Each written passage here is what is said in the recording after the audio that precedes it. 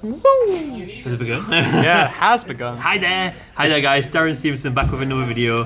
And what'd you do today? I got second at the Dublin locals. The most prestigious locals on the planet, Gamers World Dublin. I didn't win. No, you didn't. I won. Yeah, Vlad Spoiler. won. Yeah, spoiler alert. Yeah, so I decided to just, there was no Yu-Gi-Oh going on, I had a free weekend, so I checked flights to Dublin for a laugh and it was 30 quid. Yeah, I also had a free Here I am. house, so it was like fine. Vlad messaged me like, oh, I've got a free house, want to come over? And I booked the flight and he was like, yeah. I was like, yeah, and he was like, oh, okay. So here I am. So I decided to play Thunder because it's literally the only deck I could get. Yeah. And I say it's budget because there's no Phantasmes. There's no Phantasmes. I naturally would have played Phantasme, but let's just call this a budget deck because I don't think a lot of this is pretty expensive. So here are the normal summons. Aloof, Solar. 2 Aloof, 3 Solar. Basically just going off what Vlad said really because he's played the deck more than me. But I kind of feel like this is better. Yeah, it feels like it's better. I think it facilitates more stuff. This has to have... It's consistently a starter. I think they both need to have a card in hand. I think this one can goes a bit more mental because it summons a token. But I think with Nibiru in the format, since this summons a token, it just makes you more susceptible than Nibiru. Whereas with this one, you can just do a soft play and not lose to it post side. Whereas this, you can't help but summon 5 because the token's mandatory. But like either way, like you want to play as minimal of these as possible because you don't want to draw them together, and you often will. Well, this and this is fine because if you normal this, you can banish this and get your engine going. So it's not that bad. Not the worst. And then the Thunder engine, so you naturally played 3 of OG. this, 3 of this. And you just played 3 of like all of them because since you're playing a more control deck, pure Thunder, you're basically just playing the resource game.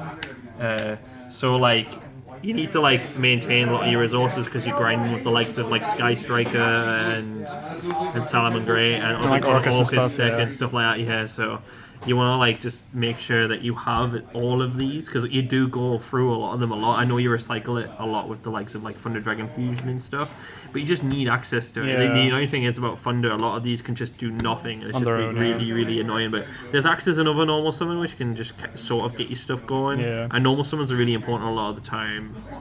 And this, you don't need to max out on this because like it doesn't really do anything. It's just sort of a... It's really good in the control matchups though. I think there's an argument why you would play 3 because you really want to see it when you go second against the control matchups. Yeah. But I think that's why you only play 2 because it's an exclusively going second card. Yeah. And summoning this against like the likes of Striker and Salmon Great and stuff, just attacking over a Sky Striker Link might seem weird, but it's sick because it just adds you a card and just get your engine going. Like I start off a lot of my plays just doing like really piss poor plays, like tribute summoning a guy and then summoning this and then attacking over this, and then I got to this or this, and it meant I can like Titan extend or I could like just summon an extra guy so I can end on like a pretty sound board.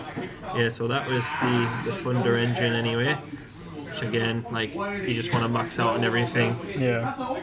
And then the hand traps, I just played like 3 Ash because it's like really generic, good for locals.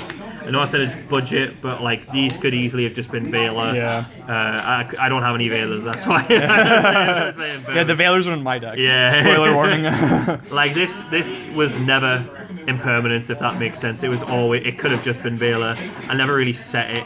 And like, if anything, setting it was more awkward because it could have just got twin twisted. And I think Veiler might arguably be better because it means you don't randomly lose to a twin twisted that control decks might be playing. But with impermanence though, it negates stuff like Colossus though, with like the 6 card. Yeah, exactly. Like it's cool like to just draw into in the 6 card. It also has the utility where you put it in the same column as like back row and stuff, which is like really, floodgates and stuff as well. Yeah, which is actually like really cool. And I didn't have Phantasme, so I just took these 3 in for a laugh. But boy, 3 Rocky boys. It was actually really funny. Like I never really had it like game 1 like ever, and I just had it once post side against. Okay, so I did it once post side against a Fire Fist player. As soon as he summoned Dragon, I just went, I'll see what happens if I summon this. It was really funny. Yeah. And the one time I had it game 1. Poor Ola. Shout out to Mudkip Man 5. And the one time I had this game 1, it was the last round against the Thunder Crusadia deck, and I was just like, I'm sorry. I'm sorry, but you must die. Yeah, the only time it mattered when I had it in my main deck. But yeah. It's really good. Like it just like, hey, you read it? Like it's just so stupid. And then the spells, so Vlad was playing 2. I chucked another one just to make up for the fact that I don't have Phantasmes or any of the other stuff that he had to take back for his for the deck he played. Yeah. And I think this is like probably one of the best cards in your deck because a lot of the time I was making plays that wouldn't have this in the graveyard, and I think I need to get into the habit of making sure I make a play with this every turn. Because having this in the graveyard for your follow up is just really really powerful because it just gives you an extra card. Can't be negated by any random shit as well. And it's just really, really good. I think it's, like I said, the best card in your deck. You want to see it. Yeah. The graveyard recursion is just so important. Yeah, and you want to think of your resources too, because like I play like Desires as well, and I don't want to like banish like this. Yeah. And yeah, it's just like it's one of the most powerful extenders in your deck. 3 of this. Because the utility that it has with the funders and also digging into your stuff, and because this deck can like brick some items, so you need like some draw power, hence the Desires as well. I only played 2 because I just wanted to keep it at 40, and honestly I don't care. I didn't want any Desires variants. I couldn't be bothered to draw Desires off the dryers, even though one time I had 2 in my opening hand. It was really annoying. And then 1 Sock because this card's just nuts, and a lot of the time when you have this, I put it back on the top of my deck with Duel because it's just sick. Oh, it's so sick. Yeah. It's just so strong. Duo's just so sick. Like, you forget all these like cool effects that Duo does when you play like the combo variant of Thunder, and then when you play like the control variant, I was just forgetting a lot of stuff what like Titan did. Like, you can banish 2 any card to protect yourself, and I thought it was just Thunders. I haven't played this deck in like a year. So that was the main deck. I think it's 40 cards. I have no idea. Nice, Worlds, extra baby. Worlds, baby.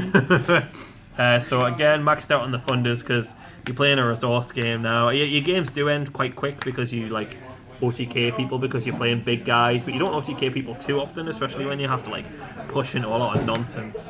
But yeah, so definitely all 3 of these come up for sure. I wouldn't cut any of these, even though you can put them back with fusion. Sometimes a lot of the time when you don't get access to fusion, it can be really awkward if you have a Sometimes a lot of the time, yeah. Yeah. Sometimes a lot of the time. This comes up when when you got egg, because they can go if you have egg and hawk. A lot of the time, it actually does come up where you have like a really awful hand. You got to link it to this and hawk the thing back. This, I think, we really needed to Second play summer, yeah. Or a generic link too. A generic link too, like Linkus or Lambda or something. Yeah, I think Lambda would have been good because it's a light, and it just I also side Gamma, so yeah. Because a lot of the time I found myself with Loof, with Puppy, and I wanted to summon an egg off Raw because I already had other stuff, and I couldn't link in any of these, so it was just really awkward, so I couldn't do that. And it meant I had 1 less card in hand. But I definitely summoned these like loads. This is an OTK Nebula, this is just a Thunder you can turn into Colossus. Utility stuff. Summon these often a lot as well because they're just really good at pushing, and you need a spot removal because a lot of the time if you don't get access to this, your spot removal is pretty poor. Stuff I didn't really summon any of these at all. I think they're probably arguably cuttable, one of them. Maybe they're just kind of there just in case they do come up, because like this is like not tight for extra deck at all. Like I say, I definitely want to put like a Lambda in here somewhere and maybe get some like more spot removal other than Unicorn that you can push into. Maybe like Ningirsu or something, because you can make it with Link Rebo. I suppose. I think that it would be a bit awkward to make Ningirsu in this. I nearly summoned this once, but then it said 3 monsters, and I was like, oh, never mind. I just summoned Unicorn instead. Yeah. And like when you go to OTK, a lot of the time when you don't have OTK, you can't make this to get OTK. And when you can make this to get OTK, you got enough damage on board anyway. Yeah. And this would just probably come up in the mirror. I didn't play any mirrors other than the combo mirror, which isn't really the same as a regular mirror. And I also played this as well because like if you don't have game, a lot of time you can overlay 2 Titans, like do damage. And also when you go into time and you start game 3 and there's not much left on the clock, then you can go for this, so you actually have a win condition instead of just having to draw because you can't do anything. Because a lot of the time when you play Striker, especially if you start and you don't have this, then you just accept in a draw, and so you have to make them start so you can try and attack, and then they're just going to counter you, and countering them probably is going to take 10 minutes because Sky Striker. And the side deck, this is very thrown together. It's really, really wrong. I always sided for combo. I found a lot of the time I couldn't side a lot of this in because it's just like very combo heavy. So I put in Gammas, never drew them. Put in Pankratops, drew this against Striker, 2 of them, and then used it just to tribute over a Thunder to get my engine going. That was pretty sick. 2 mind control, in fact. I think I cut one for the driver, didn't I? And again, I didn't draw this. I didn't draw a lot of this, actually, to be honest. 3 Cyclone just to deal with floodgates and mine, and 3 of this as well. Honestly, I didn't draw any of this except Panther Tops. Powerful. Because the side patterns are just all wrong, because I couldn't fit the combo stoppers in, because like I already had like Ash and Impermanence in there and Nibiru, so I had to decide whether to take these out or keep them in. A lot of time I just kept them in because I valued, because if you draw Ash Impermanence and it's 2 stops, but you could draw this in multiples and it's not, even though it's more impactful, I just valued more disruptions other than 1 Gamma, because they might be able to push through 1 Gamma. So that was like the deck I played.